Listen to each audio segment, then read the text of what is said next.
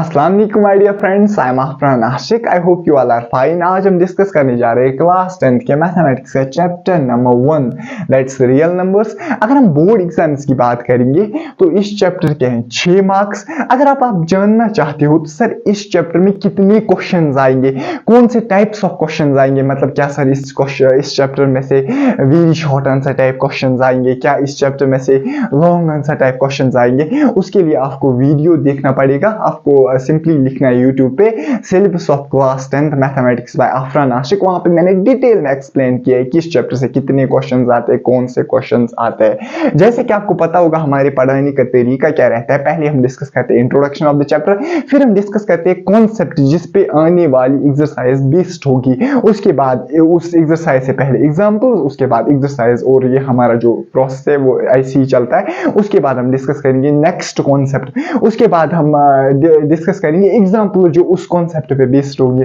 उसके बाद हम डिस्कस करेंगे एक्सरसाइज जो उस कॉन्सेप्ट पे बेस्ड होगी।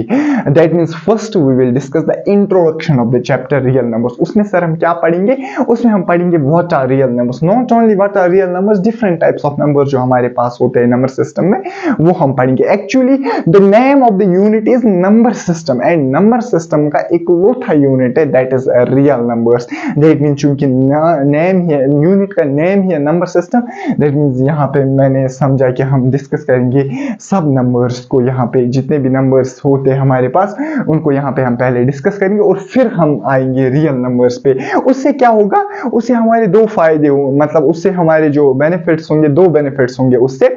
एक तो आपको सब नंबर्स पे नजर होगी, दूसरा बेनिफिट ये होगा कि जो मतलब आप चैप्टर जो ही आगे पढ़ते जाओगे वहां पे हमारे पास आता है फॉर एग्जांपल प्राइम नंबर कहीं आ गया, वहां पे कहीं पे आ गया कंपोजिट नंबर, वहां पे कहीं आ गया नेचुरल नंबर। आप कहोगे सर आपने तो पढ़ा ही नहीं, आपने तो पढ़ाया ही नहीं नेचुरल नंबर क्या होता है, आपने तो पढ़ाया ही नहीं प्राइम नंबर। वैसे तो आपको वो नंबर्स पता होंगे, लेकिन मैं यहाँ पे ब्रीफ डिस्क्रिप्शन दूंगा उन नंबर्स का।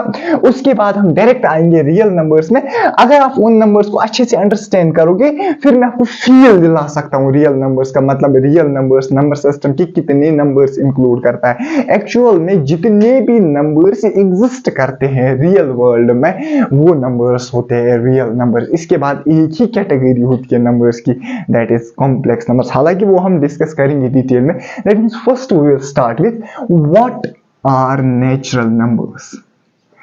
अरे मुझे बताओ नेचुरल नंबर्स क्या होते हैं। अरे यार सर बचपन से तो पढ़ते आए हैं नेचुरल नंबर्स क्या होते हैं, मुझे यहाँ पे डेफिनेशन लिखानी नहीं है क्योंकि ना तो तुझे एग्जाम में आएगी डेफिनेशन, ना तो तुझे बेटा पूछा जाएगा नेचुरल नंबर्स क्या होते हैं। सिंपली आप याद रखें नेचुरल नंबर्स होते हैं वो सेट ऑफ नंबर्स जो स्टार्ट करते हैं फ्रॉम 1 टू मतलब 2 वगैरह extra extra up to infinity. ये आपको पता होगा, इसी में डिस्क्रिप्शन दूंगा आपको नंबर्स के, मतलब नंबर जो स्टार्ट करते हैं 1 से up to infinity, 1 2 3 4 5 6, and this set of numbers is called natural numbers.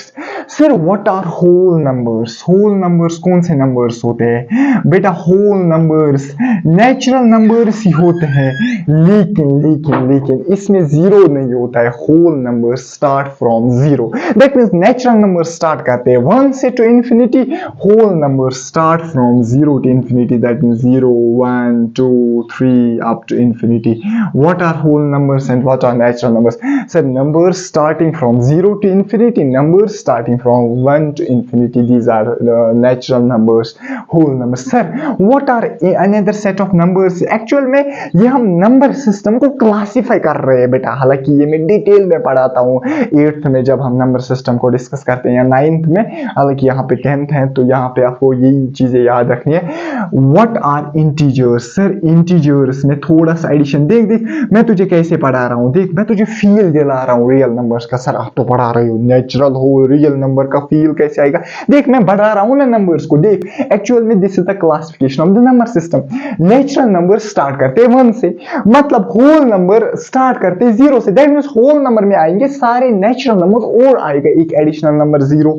Integers में आएंगे सारे होल नंबर्स और कुछ एडिशनल नंबर्स आएंगे। क्या सर? इंटीजर्स में आते हैं नेगेटिव नंबर्स, फॉर एग्जांपल -3, 2, -1, 0, 1, 2, 3।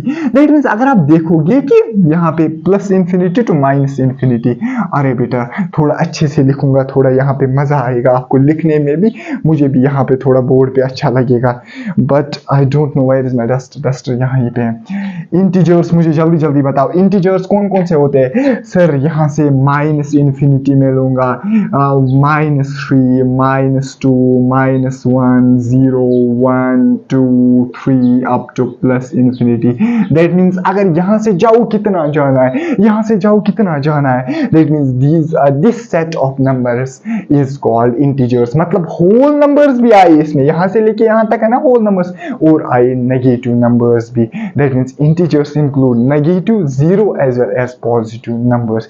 इसके बाद हमारे पास और एक सेट ऑफ नंबर्स आता है। First we will discuss what are prime numbers. Sir prime numbers ऐसे नंबर्स होते हैं, अरे क्या तूने कभी बेटा पढ़ा है व्हाट आर फैक्टर्स? एक नंबर का फैक्टर क्या होता है मैं बताऊंगा। अगर तूने पढ़ा नहीं है तुझे टेंशन लेने की कोई जरूरत नहीं, मैं हूं ना यहाँ पे। First I will check whether the mic is working और नॉट। हाँ मुझे बताओ 10 नहीं है हमारे पास, 10 को कंप्लीटली किस नंबर से, 10 को कंप्लीटली कौन सा नंबर डिवाइड करता है? 1 करता है कंप्लीटली डिवाइड, क्योंकि 1, 10 और 10 जिसे आप बोलते थे बचपन में लीविंग रिमाइंडर 0। अरे यार 2 करता है ना डिवाइड, 2, 5 और 10, 0 आ गया रिमाइंडर। 3 नहीं करता है, क्यों? क्योंकि 3, 3 और 9 वहां पे 1 आ गया रिमाइंडर। 4 करता है ना, 4, 2 और 8 वहां पे 2 आता है। कंप्लीटली डिवाइडर मतलब क्वोशिएंट जो हमारे पास आना चाहिए वो एक परफेक्ट नंबर आना चाहिए, नॉट अ फ्रैक्शन। तू बोलेगा सर 4 into 2.5, अरे यहाँ 2.5 फ्रैक्शन आ गया हमारे पास। मैं बोल रहा हूँ परफेक्ट नंबर आना चाहिए। 4 नहीं करता, 5 करता है, हाँ एग्जैक्टली 5 करता है। 10 भी करता है, 10, 1 और 10। दैट मीन्स जो इस नंबर को कंप्लीटली डिवाइड करेंगे लीविंग रिमाइंडर 0, उन नंबर्स को हम बोलेंगे what you call as factors. मुझे बताओ ऐसे नंबर्स जिनके सिर्फ 2 ही फैक्टर्स होंगे, एक तो 1 एंड द नंबर इटसेल्फ, उन नंबर्स को बोलते हैं हम बेटा प्राइम नंबर्स। सिर्फ प्राइम नंबर्स ऐसे नंबर्स होंगे जिनके सिर्फ होते हैं 2 ही फैक्टर्स। सर कौन कौन से होंगे वो 2 factors? 1 and the number itself, number itself. उन नंबर्स को हम बोलते हैं what we call as prime numbers. Sir मुझे एग्जांपल एक दो, एग्जांपल है ना 2 को कौन कौन सा फैक्टर है? एक तो है 2, अरे यार और है 1, क्योंकि 2 को कंप्लीटली डिवाइड एक तो 2 कर रहा है और 1 कर रहा है, इसके अलावा कोई नंबर है ही नहीं जो 2 को डिवाइड कर रहा है। That means 2 is a prime number. इसके बाद दूसरी example 3 is a prime number. Obviously sir क्यों है सर प्राइम नंबर? क्योंकि इसको डिवाइड करता है एक तो 3 और दूसरा 1। इसके बाद हमारे पास इसी का अपोजिट होता है, that is what we call as composite number. तू देखना आफरन सर ने तुझे क्यों पढ़ाई ये नंबर्स पहली। तू देखना अभी जब हम पढ़ेंगे फंडामेंटल थ्योरम ऑफ अर्थमेटिक, वहां पे तू देखा वहां पे तू पढ़ेगा जब थ्योरम, वहां पे लिखा होगा थ्योरम में every composite number can be expressed as the product of primes. तू कहेगा सर मैं तो जानता ही नहीं हूं कंपोजिट नंबर को। अरे मैं एज्यूम कर रहा हूं तू पहली बार 10th में आया है, इसलिए मैं तुझे सारे नंबर्स की डिस्क्रिप्शन दे रहा हूं। What are composite number? जिनके पास होंगे मोर देन 2 फैक्टर्स, मतलब number and itself, 1 and number itself के अलावा भी जिनके पास फैक्टर्स होंगे मोर देन 2 फैक्टर्स। मतलब कहने का मतलब है उनके पास सिर्फ 2 ही फैक्टर्स नहीं होंगे, नंबर एंड 1, उनके पास होंगे उनसे ज्यादा। सर कौन सी एग्जांपल? अरे अभी पढ़ी ना तूने एग्जांपल, एक जरा मुझे बता कौन सी एग्जांपल? 10 अभी पढ़ा तूने जरा, क्यों? क्योंकि 10 के पास है एक तो नंबर इटसेल्फ दैट इज 10, 1 भी और 2 एंड 5 भी है ना, that is a composite number. हमारे पास है 4 एक कंपोजिट नंबर। अरे तूने समझा ही नहीं, 4 क्यों है कंपोजिट नंबर? क्योंकि इसके पास एक तो 4 फैक्टर है और एक 1 और 2 भी है ना इसका फैक्टर। दैट मींस जिसके पास वो ग्रेटर देन 2। अरे यार ये तुम्हें बचपन का पढ़ा रहा हूं, तूने अगर बचपन में नहीं पढ़ा होगा आज तुझे शांति मिली होगी, बचपन का मिस नहीं हुआ, आज अफरान सर ने पूरा क्लियर किया। इसके बाद हमारे पास और एक सेट ऑफ नंबर्स आता है, that is what you call as rational numbers. जो तूने क्लास 9th में डिटेल में पढ़ा था। क्या पढ़ा था कि आफरान सर झूठ बोल रहा है? ना सर, पढ़ा था हमने पढ़ा था natural rational numbers. What are rational numbers? Sir कोई भी नंबर जिसको हम लिख सकते हैं जो होता है, या any number of the form of p/q। हमारे पास कोई भी नंबर जो होगा of the form of p/q, where p and q are integers, जहां पे p और q क्या होंगे? इंटीजर्स। मतलब p, q क्या होंगे हमारे पास? इंटीजर्स। एंड क्यों 0 के बराबर नहीं होगा? जरा तू बताएगा आफरान सर को। मैं क्यों कह रहा हूं क्यों 0 के बराबर नहीं होगा? क्योंकि सर अगर मैं क्यू को 0 रखूंगा, anything divide by 0 is not definite. That means any number of the form of p/q। तूने 9th में डेफिनेशन पढ़ी थी ना, any number of the form of p/q where p, q are integers and q is not equal to 0। यहां तूने इससे modified definition पढ़ी थी। रैशनल नंबर एक ऐसा नंबर होता है जिसकी जो डेसिमल एक्सपेंशन होती है वो तो या तो होती है टर्मिनेटिंग, या तो होती है नॉन टर्मिनेटिंग बट रिपीटिंग। तूने पढ़ा था आंसर के पास। मुझे जल्दी जल्दी बता। यहाँ बताएगा तू number of the form of p/q like as for example 3/5। This rational number. The 3/5, 4/5, it's a rational number. That means कोई भी नंबर होगा of the form of p/q where p and q are integers and q is not equal to 0। मुझे बताओ जल्दी जल्दी। यहाँ दूसरी definition तो बोल सकता है rational numbers are the numbers whose decimal expansion is या तो terminating या non terminating but repeating।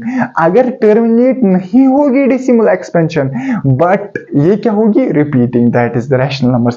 मुझे बताओ जल्दी जल्दी what are irrational numbers?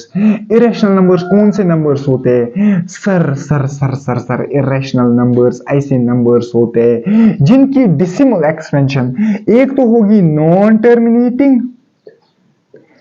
and होगी no repeating। non terminating एक तो होगी इनकी decimal expansion non terminating and होगी नो रिपीटिंग। तू जल्दी जल्दी बोल। मुझे बता what is the decimal expansion of. Decimal expansion क्या होती है? रैशनल नंबर्स की। Sir decimal expansion rational numbers की होती है टर्मिनेटिंग, या तो डेसिमल एक्सपेंशन होगी टर्मिनेटिंग, या अगर नॉन टर्मिनेटिंग होगी वो होगी बट रिपीटिंग। मतलब ऐसे मैं समझाऊंगा तुझे। टर्मिनेटिंग डेसिमल एक्सपेंशन का मतलब 3/5। अगर आप इसको 3/5 को सोल्व करोगे you will get 0.6। That means जो डेसिमल एक्सपेंशन है हमारे पास that is decimal expansion. This means this is terminating. खत्म हुआ ना 0.66 के बाद मत आया कुछ। That means this is terminating. अगर तू 4/5 देखेगा दिस इज 5.1 और 5.8 और this is 0.8। That means decimal expansion is terminating. अरे यार पॉइंट के बाद जो नंबर्स है ना अगर वो टर्मिनेट हो रहे हैं, अगर आप एक रैशनल नंबर को डिवाइड करोगे तो आपके पास जो नंबर आएगा या जो हमारे पास फ्रैक्शन आएगा जो उसके पास डेसिमल के बाद नंबर से वो खत्म हो रहे हैं, टर्मिनेट हो रहे हैं। जैसे 6 के बाद है ही नहीं कुछ, जैसे 0.8 या रैशनल नंबर की डेसिमल एक्सपेंशन ऐसी भी हो सकती है 0.01010101। अगर ये खत्म भी नहीं हो रहा है still it is a rational number क्योंकि डेसिमल एक्सपेंशन है नॉन टर्मिनेटिंग। हाँ नॉन टर्मिनेटिंग तो है, यहां से डेसिमल के बाद जो नंबर्स हैं ये खत्म ही नहीं हो रहे बट रिपीटिंग है ना 010101। अच्छा मुझे बता इरेशनल नंबर में कैसा किस्सा होगा? देख इरेशनल नंबर में कैसा किस्सा होगा, ऐसे होगा 0 पॉइंट फॉर एग्जांपल ऐसे होगा 3 4 1 2 3 2 1 6 5। मतलब एक तो टर्मिनेट भी नहीं हो रहा है। सर यहाँ पे भी तो टर्मिनेट नहीं हो रहा था लेकिन यहाँ पे था ना बेटर रिपीटिंग। यहाँ पे रिपीट भी कोई नंबर नहीं हो रहा है। तू देख 3 4 फिर आया ही नहीं 3 4, तू देख 1 2 फिर आया ही नहीं 1 2, यहाँ 3 4 1 2 फिर आया ही नहीं 3 4 1 2, ऐसे भी तू देख सकता है। दैट मींस यहाँ पे जो डेसिमल एक्सपेंशन होती है that's non terminating and no repeating as well. यहाँ पे तू एग्जांपल देखेगा √2 को जब तू डेसिमल एक्सपेंशन करेगा वो ऐसी कुछ नंबर आएगा दैट इज नॉन टर्मिनेटिंग या non repeating. Pi is an irrational number. Sir pi कैसे है इरेशनल नंबर? क्योंकि पाई की जब तू डेसिमल एक्सपेंशन देखेगा that comes out to be 3 point something 3.14 कुछ मैं पिछली बार देख रहा था मैंने एक ये देखा था फैक्ट कि किसी साइंटिस्ट को जो पाई के बाद जो नंबर्स है ना, मतलब 3.14 डेसिमल के बाद जो नंबर्स है पाई में, उसको 100 तक याद थे। मैंने भी किए थे एक ज़माने में 20 तक याद, लेकिन आज मुझे वो भूल गए। दैट मीन्स पाई में ऐसा होता है डेसिमल एक्सपेंशन 3.14 समथिंग, लेकिन आप देखोगे वहाँ पे वो थे नॉन टर्मिनेटिंग, वो तो पता ही, and non repeating as well. That's why pi is an irrational number. ये थे हमारे पास डिफरेंट टाइप्स ऑफ नंबर्स जो आपको पता होने चाहिए before going to the what we call as before going to understand what is real number और व्हाट आर रियल नंबर्स। अब हम डिस्कस करेंगे रियल नंबर्स होते क्या है। मैं नेचुरल नंबर्स को मतलब यहाँ पे रब करूंगा और यहाँ पे मैं डिफाइन करूंगा रियल नंबर्स को। देखो रियल नंबर्स, यहाँ पे मैं लिखूंगा रियल नंबर्स।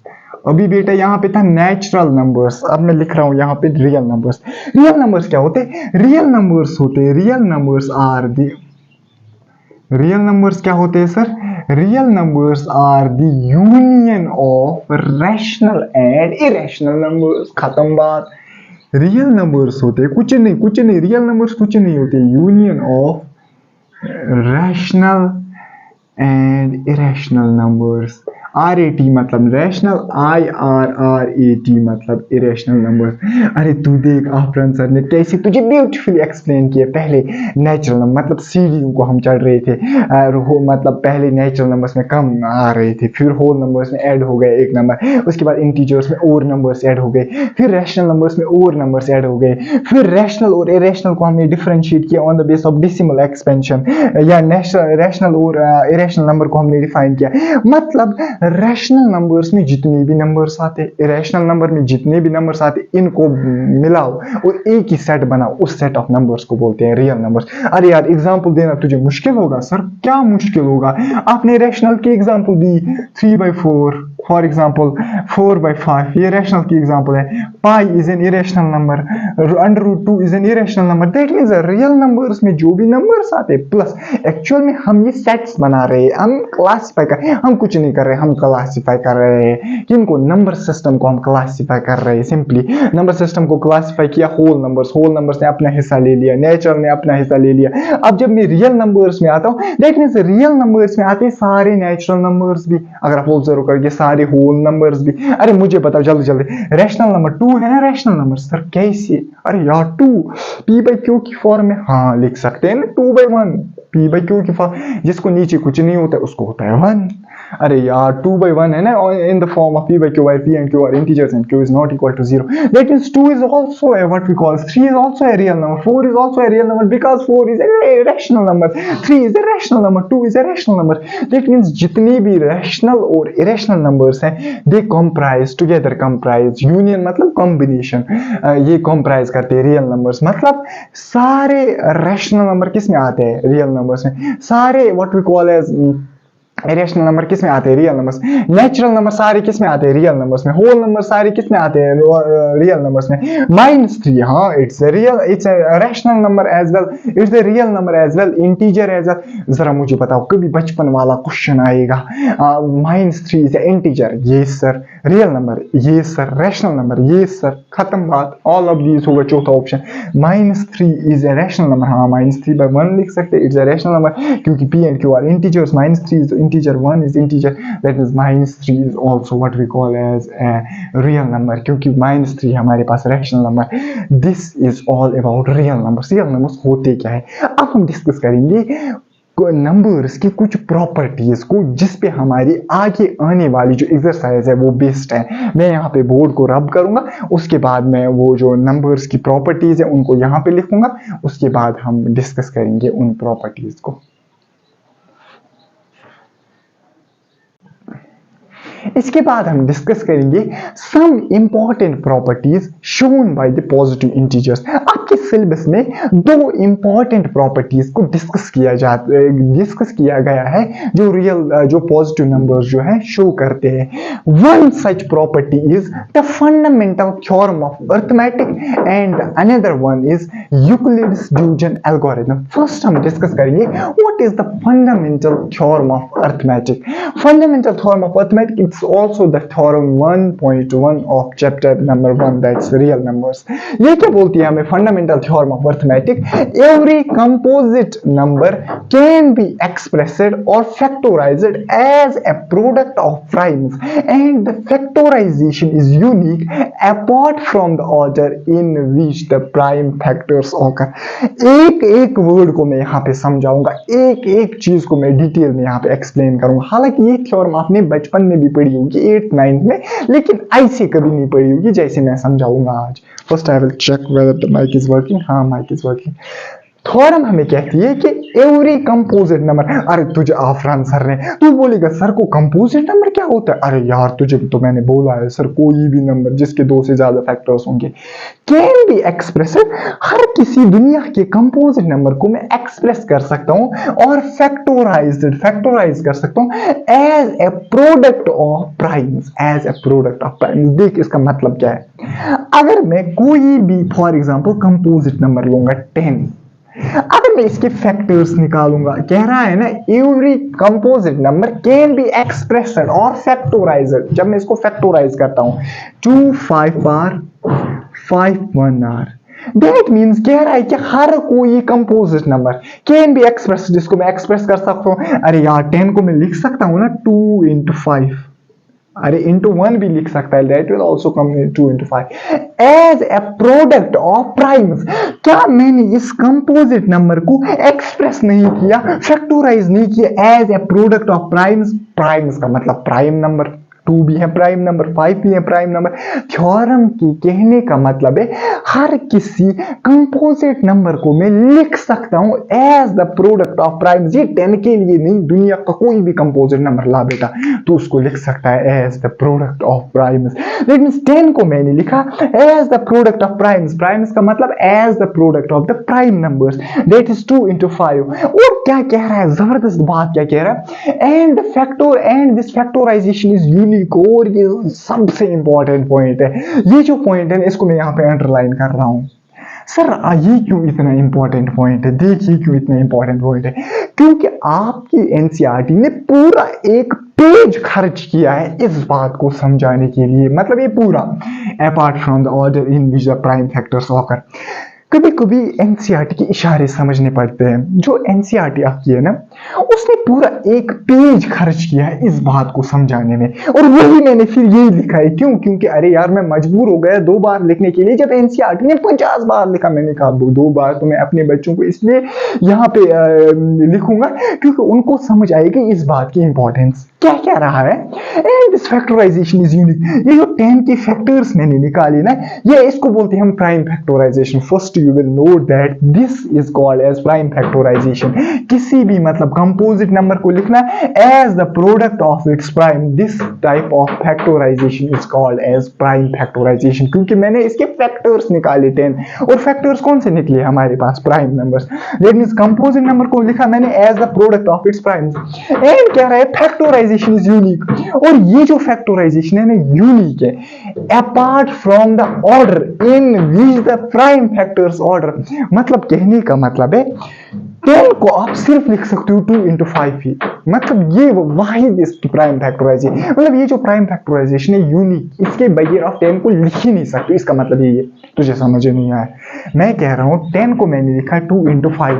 ये जो प्राइम फैक्टराइजेशन है दिस इज यूनिक। यूनिक का मतलब सिर्फ आप 10 को लिख सकते हो 2 into 5। फिर कह रहा है अपार्ट फ्रॉम द ऑर्डर। हाँ, कोई बच्चा कहेगा मैं 10 को सर लिख सकता हूँ 5 into 2, वो यहां ही क्लियर कर रहा है apart from the order in which the prime factors occur. आप प्राइम फैक्टर्स को रीअरेंज यहां वहां कर सकते, लेकिन प्राइम फैक्टर्स हमेशा 5 और 2 ही होंगे। यही है इस बात के कहने का मतलब। देख समझ तू। और क्या कह रहा है?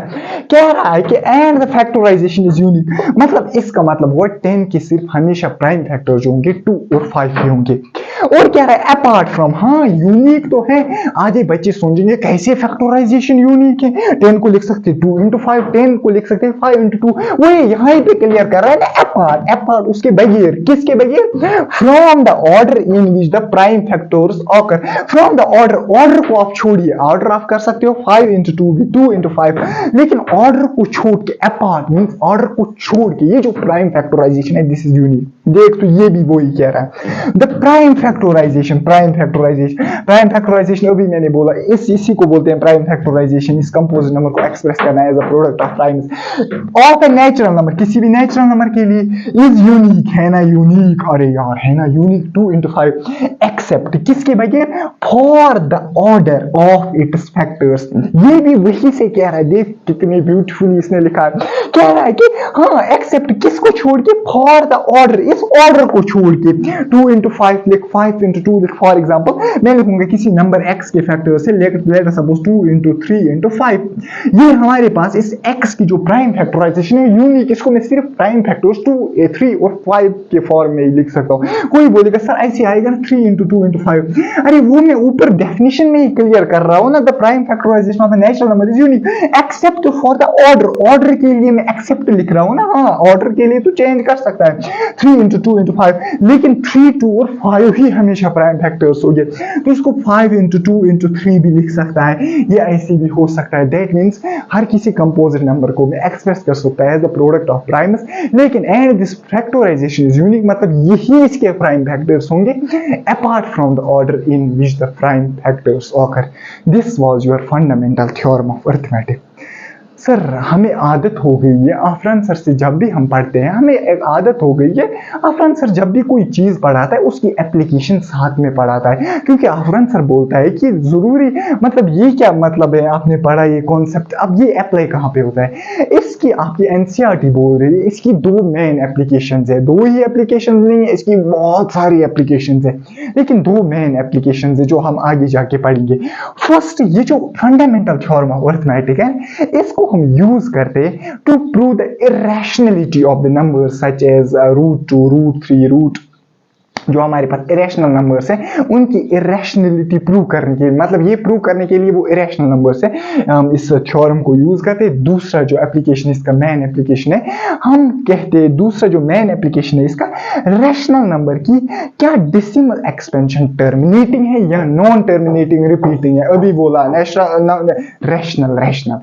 नंबर की 2 ही डेसिमल एक्सपेंशन हो सकती है, या तो टर्मिनेटिंग या तो नॉन टर्मिनेटिंग रिपीटिंग। क्या इस रैशनल नंबर की डेसिमल एक्सपेंशन टर्मिनेटिंग है, कि इस रैशनल नंबर की decimal expansion non terminating repeating है, ये भी हम पता लगा सकते हैं इसी थ्योरम से। कैसे वो लगाते हैं, हम जो रैशनल नंबर होते हैं ना of the form of p by q, हम q के प्राइम फैक्टर्स निकालते हैं, जो हम इन मतलब ड्यू कोर्स ऑफ टाइम पढ़ेंगे। ये 2 मेन एप्लीकेशंस है, लेकिन 2 ही एप्लीकेशंस के लिए सीमित नहीं है, इसकी बहुत सारी एप्लीकेशंस है, इवन तो not only in the mathematics but in the other fields this fundamental form of arithmetic is used. मैं इस पॉइंट पे सर इतना जोर क्यों आपने दिया, क्योंकि मैंने तो 2 ही बार लिखा, आपकी एनसीईआरटी ने इसके बगैर भी इसको एक तरीके से समझाया है, मतलब उसने चाहा कि ये बच्चे को समझ आना ही चाहिए। अब मेरा भी वही मकसद है जो आपकी टेक्स्ट बुक का मकसद है, जाहिर सी बात है मेरा भी मकसद होगा कि बच्चे को किसी तरीके, सॉरी माइक हो गई है बंद, को बोल रहा था, मैं कह रहा था कि एनसीईआरटी ने एक और तरीके से समझा, तरीका नहीं है वो डिफरेंट, वो यही तरीका है लेकिन और एक लैंग्वेज में उसको लिखा है। एनसीईआरटी ने बोला है कि किस पॉइंट को, the prime factorisation of a natural number is unique except for the order in which its prime factors occur. उसने लिखा है कि लेट अस सपोज एक कंपोजिट नंबर लीजिए x, हमारे पास एक कंपोजिट नंबर है x, लेट अस सपोज इसके जो प्राइम फैक्टर्स है that are p1, p2 / pn। NCERT ने एक दूसरे तरीके से लिखा है इस पॉइंट को, the prime factorisation of a natural number is unique except for the order in which its prime factors occur. क्या लिखा है एनसीईआरटी ने, सपोज लीजिए कि एक हमारे पास एक कंपोजिट नंबर है x, ऑब्वियसली इसको हम लिख सकते हैं as the product of primes according to the fundamental theorem of arithmetic. लिखा मैंने इसको as the product of its primes, मतलब P1 P2, मतलब these are its prime factors P1 P2 and up to Pn। मुझे बोल जरा जल्दी जल्दी मुझे बताओ ये क्या है इसके P1 P2 Pn, that means ये है इसके प्राइम फैक्टर्स। अब इसको मैं लिख सकता हूँ ऐसे, फॉर एग्जांपल P2 P1 या Pn, या जो इसके प्राइम फैक्टर्स उनको मैं ऑर्डर चेंज कर सकता हूँ ना। एनसीईआरटी कह रही है कि अगर मैं ये प्राइम फैक्टर्स को असेंडिंग ऑर्डर में, अब मैं कंडीशन यही से दे रहा हूं कि अगर मैं इन प्राइम फैक्टर्स को, मैं आपको यही से बोल रहा हूं इनको असेंडिंग ऑर्डर में लिखो। असेंडिंग ऑर्डर का मतलब पहले लिखो सबसे छोटा वाला प्राइम फैक्टर, दूसरा लिखो उसके बड़ा वाला प्राइम फैक्टर, मतलब तीसरे पे कौन सा आएगा जो दूसरे से बड़ा प्राइम फैक्टर होगा। अगर मैं आपको यही से बोल रहा हूं कि आप प्राइम फैक्टर जो इस एक्स कंपोजिट नंबर के है ना, आप उसको लिखो एज द प्रोडक्ट ऑफ, मतलब in the form of ascending order. मतलब पहले वो प्राइम फैक्टर मैं लिखूंगा जो सबसे छोटा होगा, उसके बाद में वो प्राइम फैक्टर लिखूंगा जो मतलब उससे बड़ा होगा, उसके बाद में वो प्राइम फैक्टर लिखूंगा जो उससे बड़ा होगा। मतलब first I will write the prime factor which is smallest. मतलब लेट अस सपोज, मैं आपको एग्जांपल से समझाऊंगा, लेट अस सपोज 2 3 और 5 है हमारे पास प्राइम फैक्टर्स। असेंडिंग ऑर्डर मतलब पहले 2 लिखूंगा, 3 लिखूंगा, फिर 5 लिखूंगा। मतलब पहला जो प्राइम फैक्टर है हमारे पास वो P1 है, मतलब सबसे छोटा है, उसके बाद है P2, उसके बाद है P3। लेट अस सपोज ये मेरे पास है P3, मतलब P3 तक है। चलो ये P जो है ये P3 है, P2 P1 and P3 are the prime factors of the composite number X। क्या एनसीईआरटी, क्या अगर मैंने ऑर्डर यही से डिफाइन किया कि असेंडिंग ऑर्डर में लिखना है what we call as in prime factors को, देन ये जो प्राइम फैक्टराइजेशन है ना ये कंप्लीटली यूनिक बन रही है। अब मैं नहीं बोलूंगा अपार्ट फ्रॉम द ऑर्डर। क्यों? क्योंकि अब मैंने ऑर्डर यही से डिफाइन किया ना, असेंडिंग ऑर्डर में लिखना है। अरे यार तुझे तो समझ आ गया होगा, लेकिन मैं यहाँ पे समझ रहा हूँ, मैं यहाँ पे सोच रहा हूँ कि तुझे शायद समझ नहीं आ गया होगा। मैं बोल रहा हूँ आपको, अगर मेरे पास इसके एग्जांपल से तू ज्यादा बेहतर समझेगा। 2 3 और 5 ये हमारे पास है, 5 3 आर 15 2 आर 30, ये हमारे पास 30 के प्राइम फैक्टर्स हैं। मुझे बताओ एक चीज, मैं इसको ऐसे भी लिख सकता हूँ 2 into 3 into 5। अभी मैंने ऑर्डर फिक्स नहीं किया 5 into 3 into 2, अभी मैंने ऑर्डर फिक्स नहीं किया। लेकिन अगर मैं बोल रहा हूं आप इनके इसके फैक्टर्स को लिखो असेंडिंग ऑर्डर में, मतलब मुझे लिखना है किसी भी हालत में 2 3 5। अब मैं वो लाइन मत बोलूंगा apart from the order in which its prime factors occur. अब ऑर्डर मैंने वही से फिक्स किया है ना, मतलब अब प्राइम फैक्टराइजेशन तो 100% यूनिक होगी। अब मैं बता रहा हूँ, देख समझ लो। अब मैं बता रहा हूँ आप 10 के प्राइम फैक्टर्स लिख, लेकिन असेंडिंग ऑर्डर में। अगर मैं यही से ऑर्डर भी फिक्स कर रहा हूँ असेंडिंग ऑर्डर, फिर तो तू इसको रोटेट नहीं कर सकता है, फिर तो दूसरी लाइन मुझे बोलनी ही नहीं पड़ेगी। क्यों सर?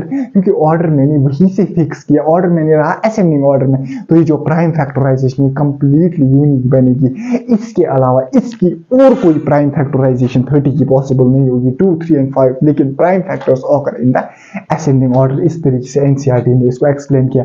अब एनसीईआरटी ने दूसरा चीज बोला है कि फॉर एग्जांपल किसी के प्राइम फैक्टर्स हैं ऐसे 2 into 2 into 3 into 3 into 5 into 5। For example किसी नंबर के जो प्राइम फैक्टर्स हैं वो ऐसे आ रहे हैं हमें 2 into 2। You can also right it like this 2 square into 3 square into 5 square. मतलब आप 2 into 2 को लिख सकते हो, 2 स्क्वायर 3 into 3 को लिख सकते हो, वो पता ही है, हमें पता है। नटशल में क्या है, 2 3 and 5 are the prime factors of the मतलब जो हमारे पास नंबर होगा। इसके बाद हम डिस्कस करेंगे, इसके बाद हम लास्ट वाला टॉपिक इस मतलब लास्ट वाला कॉन्सेप्ट इस मतलब इस लेक्चर का डिस्कस करेंगे। इसके बाद जो नेक्स्ट लेक्चर हमारा होगा इंशाल्लाह उसमें हम एक्सरसाइज पे आएंगे। इसके बाद जो लास्ट हमारे पास कॉन्सेप्ट है इस चैप्टर का दैट वी विल डिस्कस वो है कि how to find the LCM and HCF of numbers. LCM और HCF कोई एक नंबर के लिए डिफाइन नहीं होता है, it is defined for the numbers. मुझे बताओ इसके बाद हमारा जो टॉपिक है that is LCM and HCF of numbers using prime factorisation.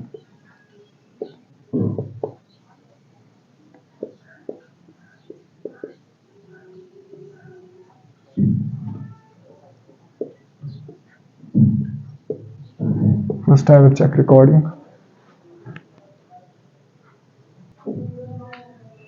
हाँ रिकॉर्डिंग हो रही है। मैं क्या बोल रहा था, इसके बाद हम डिस्कस करेंगे कि बाय यूजिंग प्राइम फैक्टराइजेशन हम कैसे एलसीएम और एचसीएफ नंबर्स का फाइंड कर सकते हैं। जरा मुझे बताओ पहले व्हाट इज एलसीएम। एलसीएम की फुल फॉर्म क्या है? It is lowest common multiple. What's HCF? It is highest common factor. Sir पहले एलसीएम और एचसीएफ, मुझे यहाँ पे मन हो रहा है कि मैं नर्सरी वाले बच्चे को जैसे समझाऊं what's LCM and HCF. LCM is lowest common multiple. अगर मुझे किसी भी, देखो एलसीएम हो या एचसीएफ, ये एक नंबर के लिए डिफाइन नहीं होता है, जैसे मैंने अभी बोला।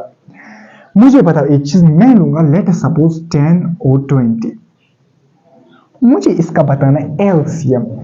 LCM is lowest common multiple, जो इन दो नंबर्स का सबसे कम, मतलब लोवेस्ट जो कॉमन मल्टीपल होगा इनका। What is multiple? मल्टीपल मतलब 10 into 1 is 10.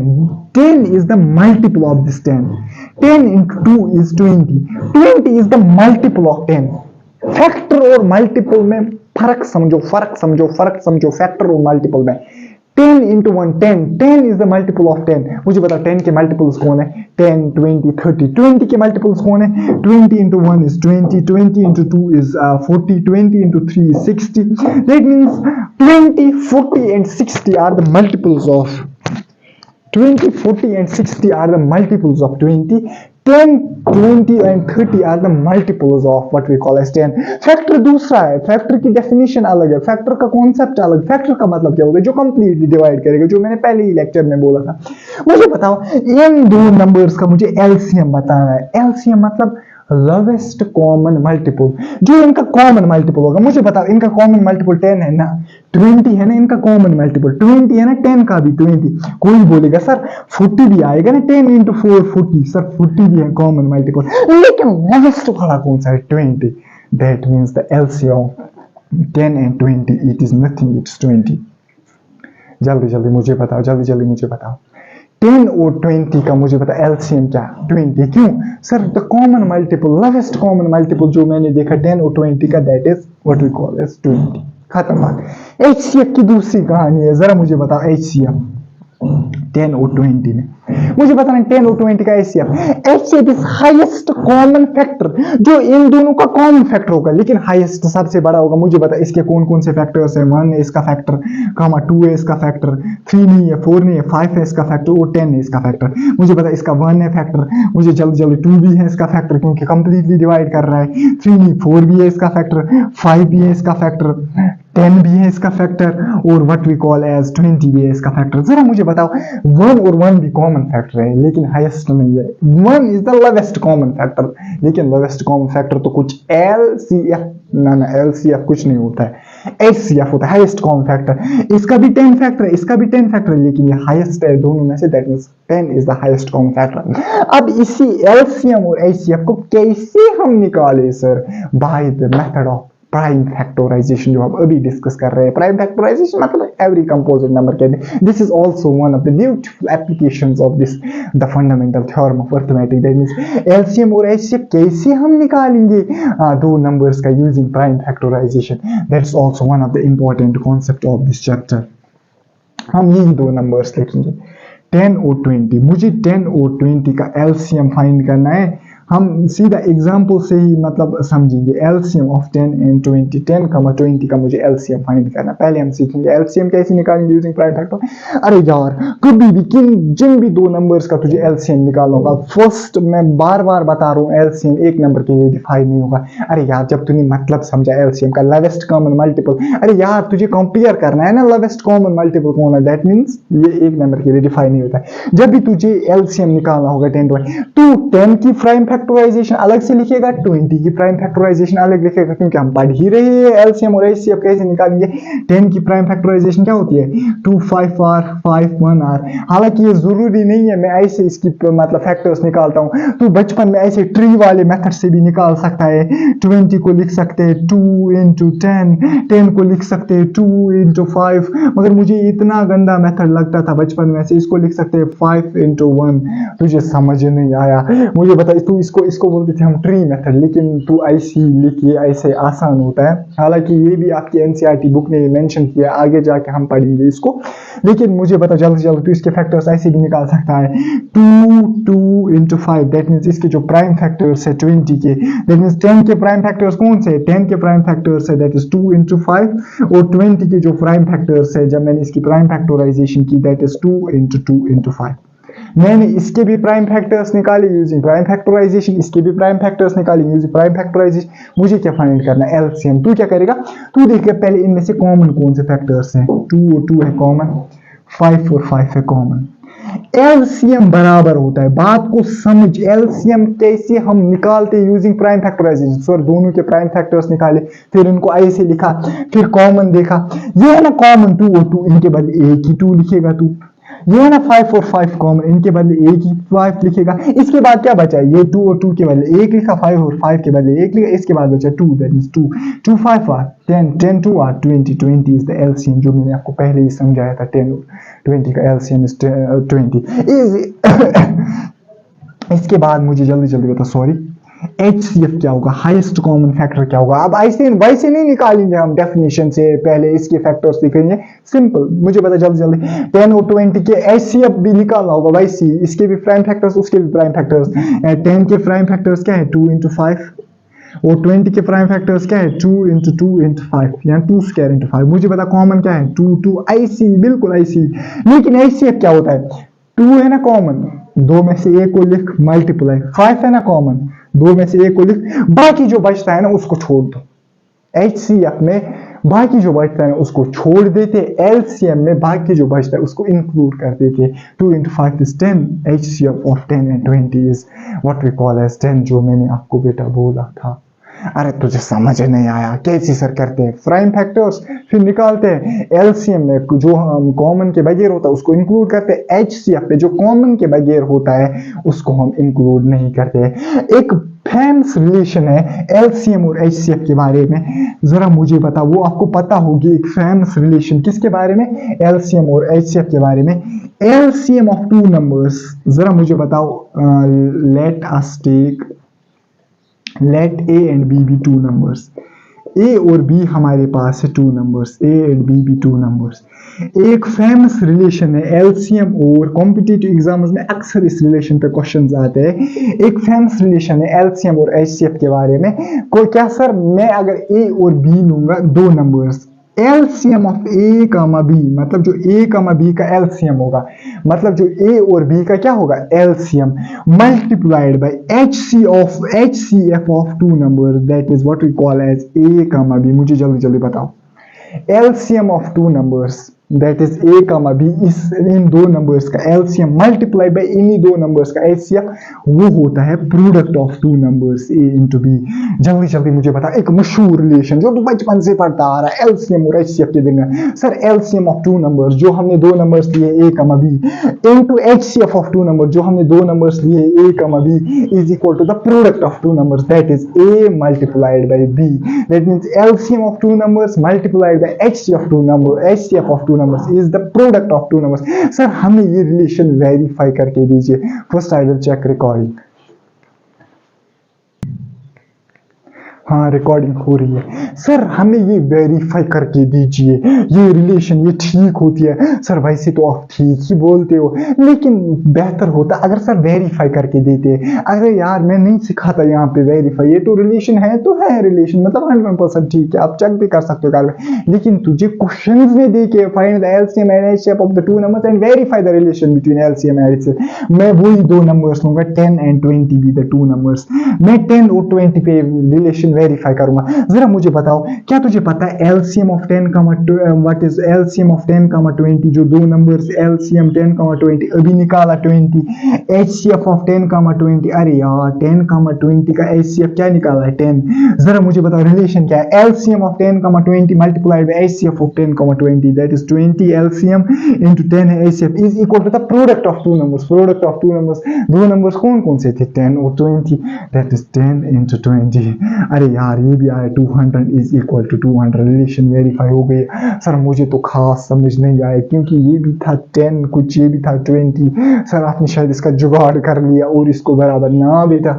दूसरी एग्जाम्पल के लिए भी हम प्रूव कर सकते हैं। लेट अस सपोज मुझे लेना है 30 और लेट अस सपोज मुझे लेना है 5 का। लेट अस सपोज 30 और 15 का, 30 और 15 का लेंगे, 30 और 15 का लेंगे। चलो 30 और 15 का ही मुझे पता इसके प्राइम फैक्टर्स 2 इंटू 3 इंटू 5।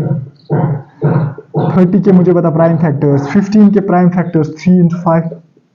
मुझे पता जल्दी जल्दी इसका एलसीएम क्या होगा 30 का, जल्दी जल्दी मुझे बताओ।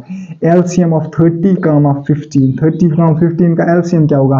2 है ही नहीं यहाँ पे, 3 कॉमन, 5 कॉमन, दैट मीन्स 3 में से एक आएगा, 5 में से एक आएगा और जो बचा 2, 3 5 15 2 30, ये भी वाई सी आ गया। एचसीएफ इनका आएगा 15। फिर एचसीएफ कैसे आएगा? 3 और ये है ना 3 भी है कॉमन, 5 भी है कॉमन, इसको 2 को छोड़ो, फिर 2 को छोड़ो, 3 5 और 15 पता ही था, ये भी वैसे ही आ गया।